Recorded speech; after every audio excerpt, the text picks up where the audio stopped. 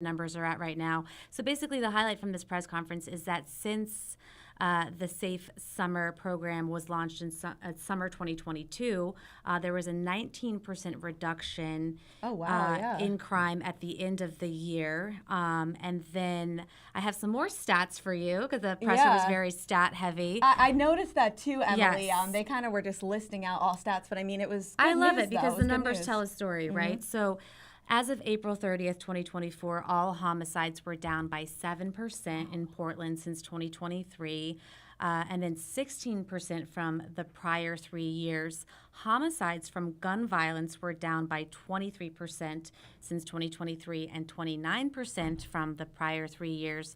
And then total shooting incidents are down 18% since last year, 28% from the prior 3 years. So I think the takeaway is that, these programs are working. The money being spent on these programs is working. And so they definitely want to continue them. Obviously Portland still has issues with gun violence, Yeah, with of course, shootings. of course. And so in April, they received, I guess the Office of Violence Prevention received a $500,000 grant to continue some of these efforts. And there is a nationwide search for a new director of the Office of Violence Prevention. So they are on the search right now for someone to head that program. I'm sure that'll be important, with all these For programs sure. I mean, this launching program, out. this office was essentially developed, to really hone in on the violence in our city. He also did give an update on Portland police recruiting efforts. I mean, we've covered in the past that, our staffing levels have been lower in previous years since the pandemic. The mayor mentioned that from 2022 to 2023, 141 new sworn officers were brought in. And then since the beginning of 2024, they have hired 32 additional officers. And again, if you would like some more statistics, the mayor also said a lot he gave. Yeah. Motor vehicle theft is down 44%. That's some good news there. I think we've talked about that a little bit Yes. before, and also the police staffing. So Emily, did the Portland officials, did they say that it was partly, getting more police staff, or do they think it was the program, or just, I guess, a combination of both?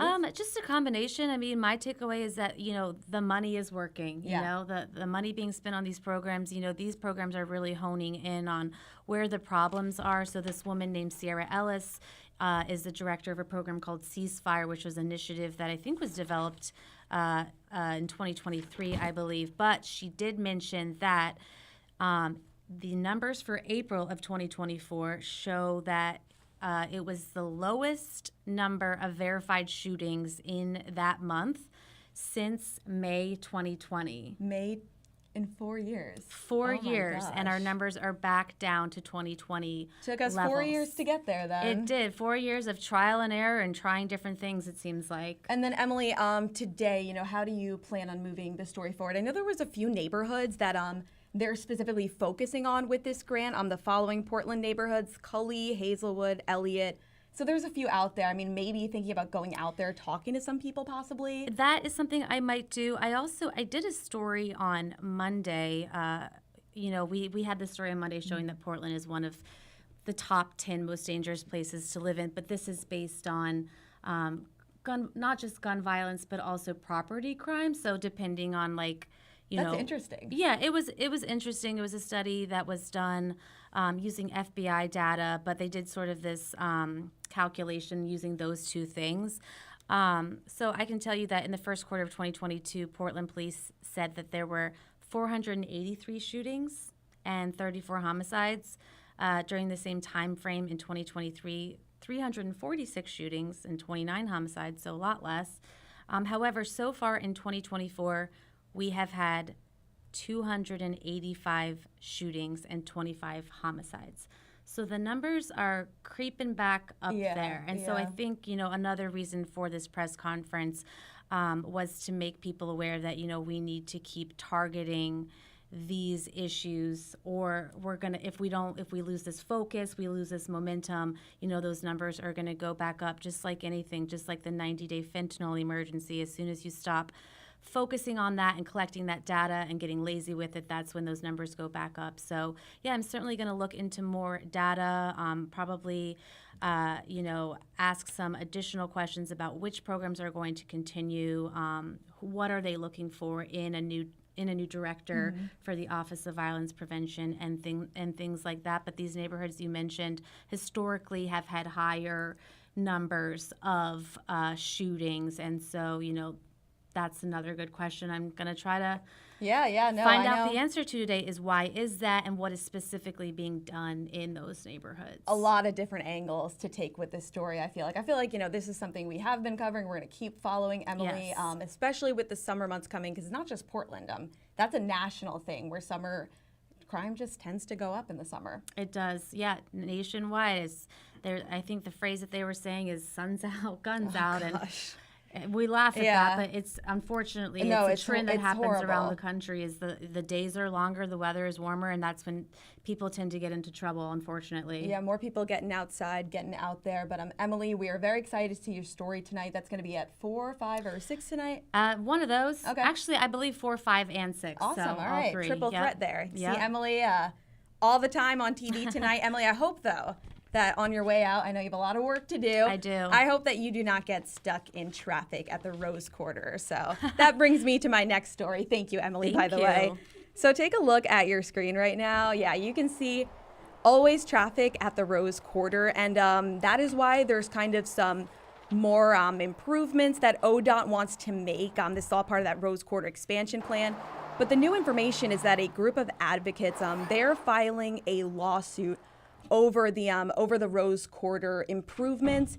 You probably know which stretch of I-5 that I'm talking about, but I do just have a little graphic here that will give you an idea. If you take a look at your screen, this is from the project's website. So yeah, bottom right of your screen, you can see the Moda Center. ODOT says that this is one of the busiest stretches of roads in the state. And that is not surprising. It's by the interchange of 405, by 84. Portland is the most populated city in Oregon. Not a big surprise. Talking about the plan, though, would put a cap on part of I-5 and then widen part of it. Has a price tag of close to $2 billion. K2 did speak with some drivers who say, like I mentioned, they see traffic there constantly, and they do want to see something done.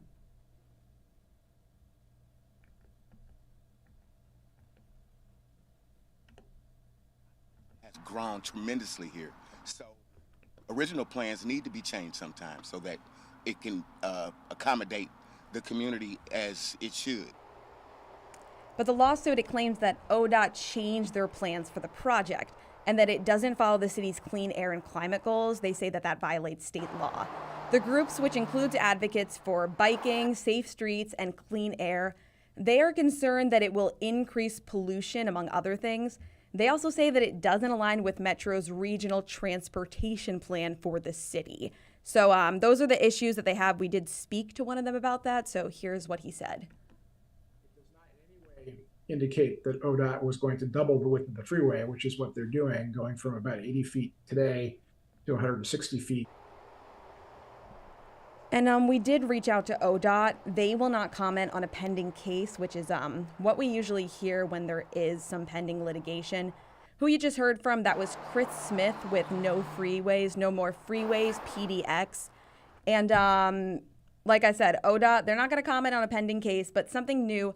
A spokesperson did confirm with K2 News that the agency has gotten approval from the federal government to move this project forward. So advocates that are suing ODOT, they also do plan on suing the federal government eventually. And of course, K2 will be following these lawsuits as they move through the court. It'll be interesting to see how that all turns out. This morning, this is something we are working to find out some more information on this. Shelby Slaughter is out there. But a person survived electrocution in a 40-foot fall of a power line tower in Southeast Portland. And, just thankfully, they are still alive. They survived this, but 40 feet and getting electrocuted, that is just terrifying. Like I said, we're working to find some more information, but here is what we know so far. So Portland Fire and Rescue says that it all happened at around 5 last night along the railroad tracks near Selwood Riverfront Park. A witness told PFNR the person was taking a selfie on the tower. Luckily, an off-duty paramedic was nearby when the fall happened. Thankfully, that person was there. So they were able to take the person who fell to the hospital. They were conscious and breathing when they fell. It's not clear if the person touched the power line or if the power line arced and caused the electrocution. But fire crews want to remind you no selfie is worth risking your life. Yeah, 100%. That is some very important advice right there. And like I said, we are looking to move this story forward. Shelby Slaughter is trying to find that first responder that helped the person who fell and just get their take, because that was amazing they were there and they were able to get that done. Next story now, we've been sticking to Portland, but we're going to head out to the coast. And this is something officials are preparing for possible earthquakes. They came together, all the agencies, to prepare for potential natural disasters. So yesterday, volunteers from across the state, they put together an emergency assembly point, or EAP, at Newport Airport. The site, it takes about 4 hours to set up. It can hold 80 people at a time for 2 weeks after a major disaster. Scappoose fire drones, life flight helicopters, and the U.S. Coast Guard also practice bringing in supplies. And this is not the first EAP in Oregon, and organizers hope it's not going to be the last one. To see facilities like this in every community in Oregon when we begin to face things, whether it's an earthquake or a fire or a major freeze. So this is the second EAP in Newport. There's one in Tillamook County, and authorities there are preparing to set up one in the southern Oregon coast. Authorities also urge families and individuals to have their own disaster plan ready. And if you want this information in front of you so you can reference it, we do have some more information on how to prepare you and your family for an emergency. That is over on KATU.com. And I'm kind of sticking with the natural disasters theme right now. It's wildfire season, of course. It's May 16th today. Luckily, no major fires here in the Portland metro area, but of course, crews are still preparing because so far across the country, it has been quite a wildfire season. So while there are no major fires, like I said, they are still preparing because the workforce is shrinking. So they do expect to face some staffing challenges. The Oregon Department of Forestry relies on more than 700 firefighters, and the State Fire Marshal's office says about 70% of those are seasonal. Complexity of the issues that face our volunteers are why we're seeing the decline. Generational issues, we're also seeing the behavioral health impacts. We're also seeing training requirements. And the fire marshal says with a wildfire staffing grant, fire agencies, they have been able to hire additional firefighters in rural areas for the last 3 years. And the state does also rely on contracts from federal partners as well. So, you know, a few people are involved in getting all of our coverage for wildfires.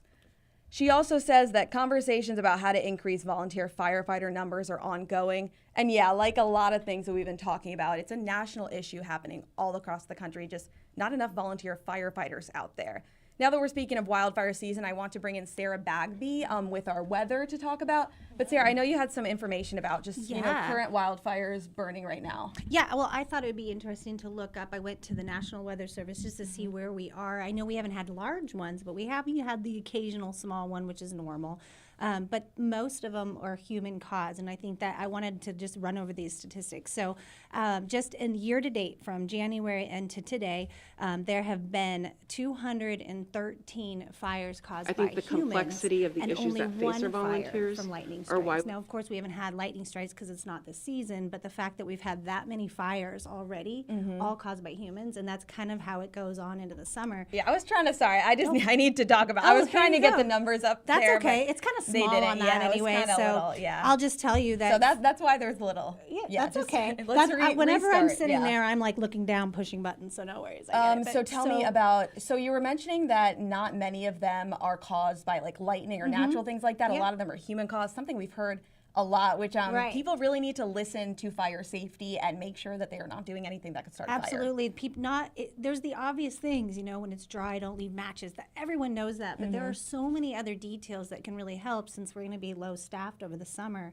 And so the special that we're doing with Rhonda and Angelica will be very, very helpful. And I think everyone needs to tune in for that. That is going to be great. And thank you for reminding me about that, Sarah. I meant to talk about this. So take a look at your screen.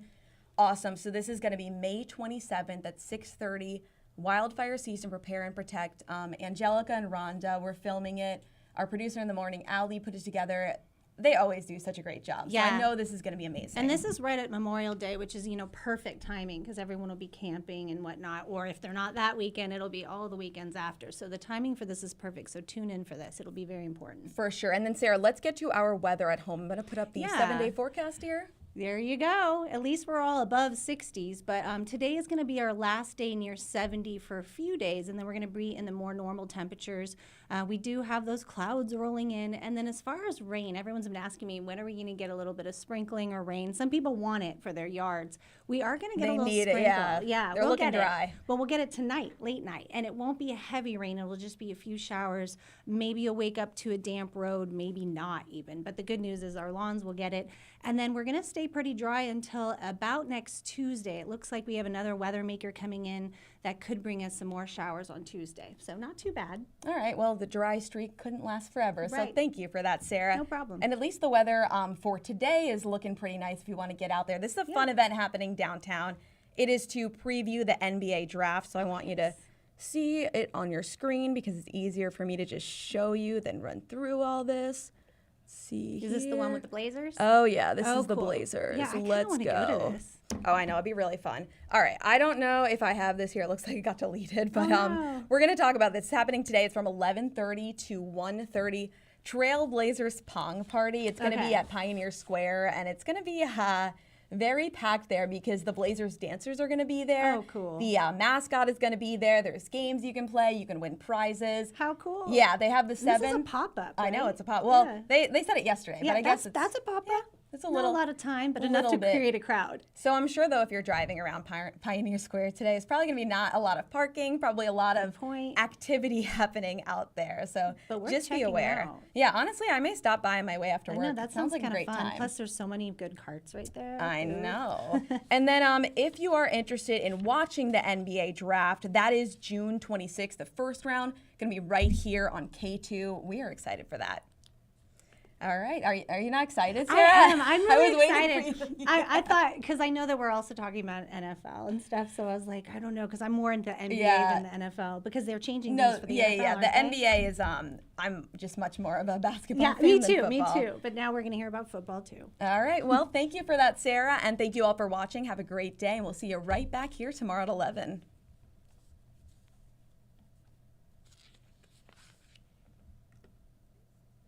K2 News Digicast. K2 News is on your side.